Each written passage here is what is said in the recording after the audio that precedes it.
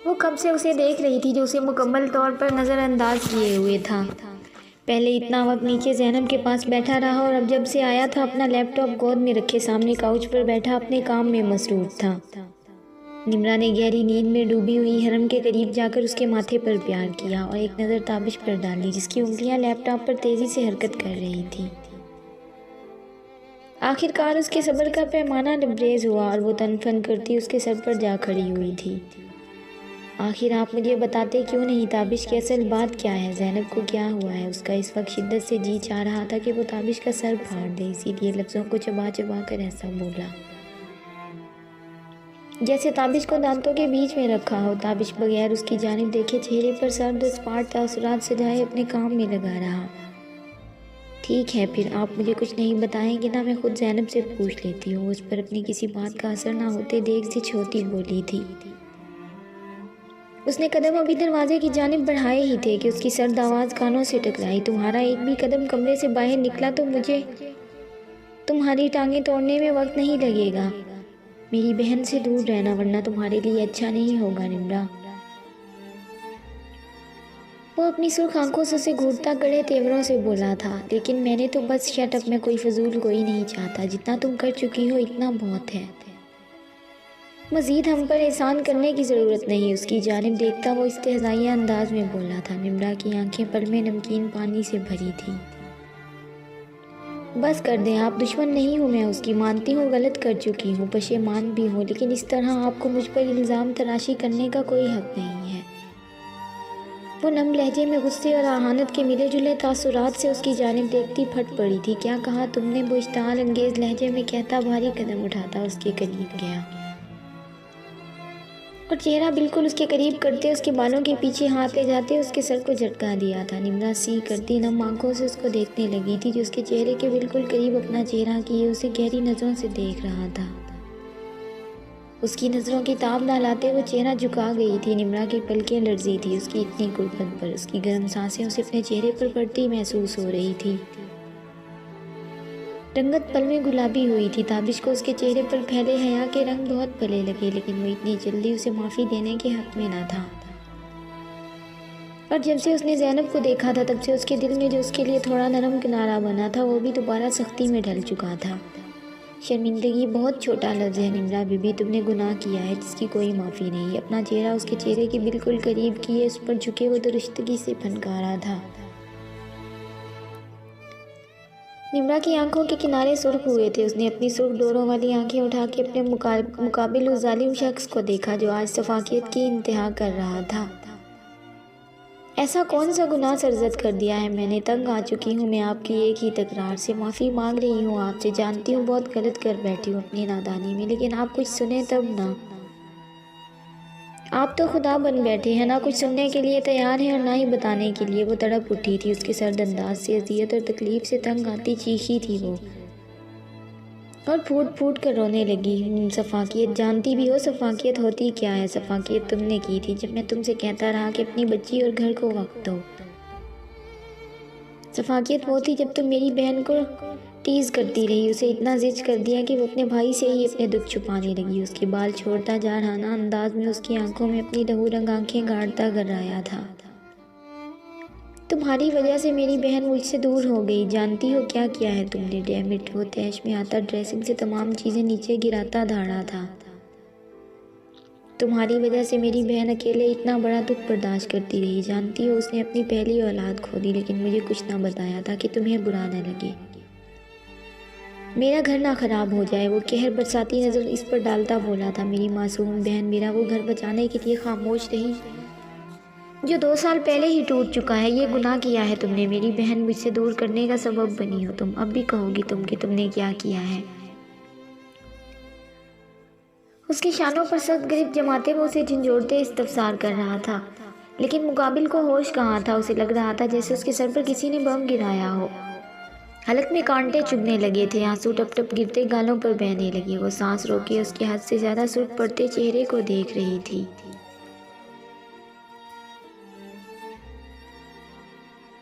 लेकिन मुकाबिल को होश कहाँ था। उसे लग रहा था जैसे उसके सर पर किसी ने बम गिराया हो। हलक में कांटे चुभने लगे थे, आंसू टप टप गिरते गालों पर बहने लगे और वो सांस रोके उसके हद से ज़्यादा सुर्ख पड़ते चेहरे को देख रही थी। मैंने ऐसा तो कभी नहीं चाहा था, बोलो अब खामोश क्यों हो तुम? ताबिश ने अपनी सुर्ख आंखों से उसके आंसुओं से तर चेहरे को देखकर पूछा था। मैं ऐसा तो नहीं चाहती थी। होंठ लरज रहे थे, आवाज़ जैसे हलक में ही दब गई थी। मेरा यकीन करें ताबिश, मैंने कभी ऐसा नहीं चाहा था। वो बेबसी से उसकी जानिब देखती अपनी सफाई पेश कर रही थी, लेकिन मुकाबिल ने गहरी चोट खाई थी। कैसे यकीन कर लेता उसका? लेकिन तुम ऐसा कर चुकी हो, वो सर्द लहजे में गराया। उसकी धार सुनकर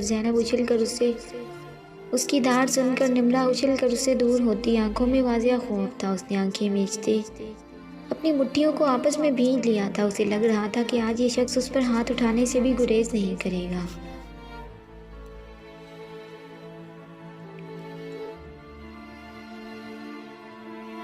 इससे पहले कि वो उसकी जानिब बढ़ता, हरम के रोने की आवाज़ से फ़ौरन पलटा था। उनकी हद दर्जा बढ़ती आवाज़ों से खौफज़दा होती वो रोने लगी थी।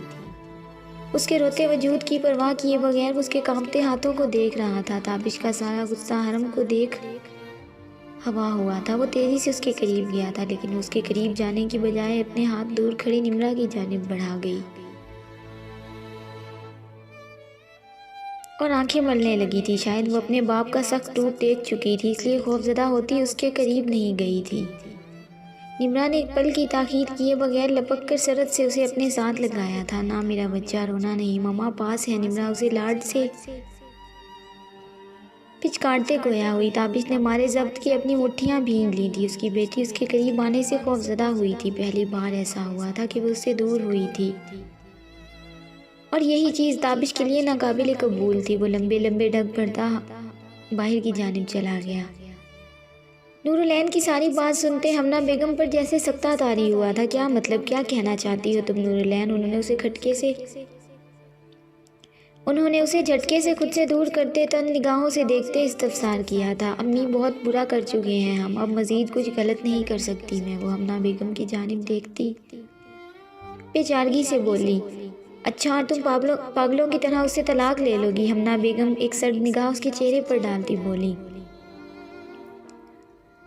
क्या आपको अभी भी लगा कि मैं कोई ड्रामा कर रही हूँ? नूरुलैन ने माँ की आंखों में देखते इस्तफसार किया था। नूरुलैन, ये क्या फजूल सवाल है, सीधे तरीके से बात करो। क्या चाह रही हो तुम? मेरा दिमाग पहले ही तुम्हारी बातों से घूम चुका है, मजीद मुझे गुस्सा मत दिलाओ।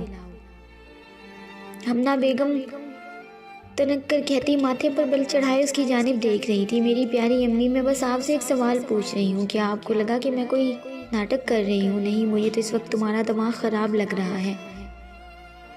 हमना बेगम आंखें घुमाते गोया हुई, तो बस यही बात तो मैं आपको समझाना चाह रही हूँ कि जब आप मेरा नाटक नहीं समझ पाई तो आबान तो फिर मासूम और नरम दिल के मालिक हैं। उनके दिल पर क्या बीती होगी मुझे ऐसे रोते देख के, यही समझाना चाह रही हूँ मैं आपको। इसका मतलब तुमने ये सब? हमना बेगम आंखों में हैरत लिए उसकी जानिब देखते बोली थी। उसने सर इस बात में हिलाते दांतों तले लब दबाते अपनी मुस्कुराहट छुपाई थी। मान गई मैं तुम्हें नूरुलैन, अब लग रहा है कि तुम मेरी बेटी हो। एक पल के लिए तो मैं खुद हैरत ज़दा रह गई थी कि अचानक इतना बदलाव आया कैसे तुम में। हमना बेगम शुक्र का कलमा पढ़ते गहरा सांस खारिज करती गोया हुई थी। अगर मैं वक्त रहते ये सब ना करती तो वो मुझे अभी तक तलाक दे चुके होते। अब मुझे यकीन है कि वो मुझे कभी तलाक नहीं दे सकते। मैं इतनी आसानी से उनका पीछा नहीं छोड़ सकती। जिस शख्स के पीछे मैंने अपने शौहर का कत्ल किया, जिसके पीछे मैं माजूर हुई, इतना वक्त मासूम बहू बनने का ड्रामा करती रही, मिज़ना को दूर करने के लिए इतने पापड़ बेले, और अब कैसे उसे छोड़ देती? लेकिन अगर उसने तुझे तलाक दे दी तो? हमना बेगम परेशानी से इस्तफसार करने लगी थी। अब की बार गहरा वार लगाया है मैंने, खाली नहीं जाएगा। वो चेहरे पर गहरी मुस्कुराहट सजाए बोली मरियम बेगम, जो उससे आबान की इतने तेज़ी से उसके कमरे से निकलने का पूछने आई थी। वो उसकी बातें सुनकर वहीं साकत और जामद रह गई थी कि कैसे हो सकता है इतना बड़ा इंकशाफ। उनका हाथ बेसाख्ता अपने दिल पर गया था। इतनी बड़ी हकीकत, तकलीफ से दिल में दर्द होने लगा था। मेरा बच्चा, मेरा आहल, मेरी जान, माँ की जान, मेरा बेटा जुल्म की नज़र हो गया। आज उसकी हकीकत ने सही मायनों में उनकी समातों पर धमाका किया था। मिज़ना, मेरा आबान, मेरा मुस्तफ़ा, उनकी आंखों के सामने सबके चेहरे लहरा रहे थे। सब तो उनकी इस चाल ड्रामे की नज़र हुए थे। सबने उनके बायस इतनी तकलीफ बर्दाश्त की थी और वो खुश व खुरम बैठी इस हवेली पर राज किए हुए थी। उनका सांस अटकने लगा था। ये कैसी हकीकत थी। उनका जान से प्यारा बेटा इन्हीं लोगों ने मरवा दिया जिन्हें वो सीने से लगाए बैठी थी। आंखें तेजी से भीगने लगी थी और वो मुंह पर हाथ रखती साकत वहाँ खड़ी थी। कदम आगे बढ़ने से इनकारी थे। वो धीमे कदम उठाते आबान के कमरे के करीब जाने लगी। आबान दरवाजे पर हाथ रखते उनकी आवाज़ सरगोशी नुमा निकली थी। उनका हाथ लगते ही दरवाज़ा खुलता चला गया। आबान जो भी फ्रेश होकर वॉशरूम से निकला था उन्हें दिल पर हाथ रखे दरवाजे की दहलीज पर खड़े देखकर भागता उनके करीब आया था। अम्मा साईं, क्या हुआ है आपको? वो मुतफक्किर सा उन्हें अपने हिसार में लेता सोफे पर बिठाता पानी का गिलास लिए जल्दी से उनके करीब आया था। गिलास उनके लबों से लगा गया। उसका दिल जाने क्यों इन्हें इस हाल में देखकर मुख्तलिफ अंदेशों से लर्जा था। मरियम बेगम ने 2 घूंट भरते गिलास लबों से हटाया। आबान, वो आहल मेरा बच्चा कहती वो फूट फूट कर रोने लगी। अम्मा साईं, क्यों रो रही हैं? क्या बात है, मुझे बताएं। उनके माथे पर लब रखते उसने मुतफक्किर होते इस्तफसार किया। वो उन्होंने हाथ का इशारा करते अटकती कामती आवाज़ में बोलना शुरू किया था। आहल मेरा बच्चा मार दिया जालमों ने मेरा बेटा। उसने क्या बिगाड़ा था उनका? वो हिचकियाँ लेती कांपते जिस्म से उसके सीने पर सर रख गई थी।